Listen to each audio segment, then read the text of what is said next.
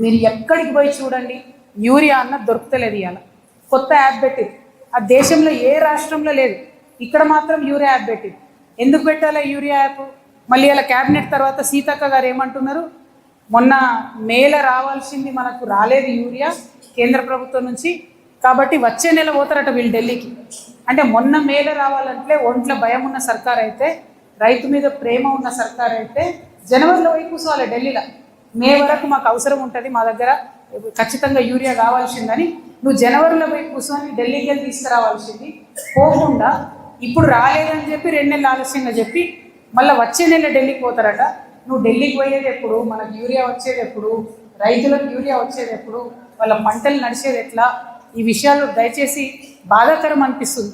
ఒక్క రైతు కూడా కన్నీళ్ళు పెట్టుకుని లేరంటే చాలా ఘోరమైన పరిస్థితి ఉన్నది.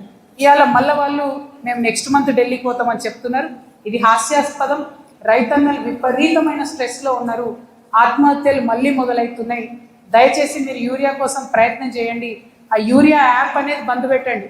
డైరెక్ట్గా పేపర్ చూడండి, వాళ్ళకి బస్తాలు ఇచ్చి పంపించేయండి.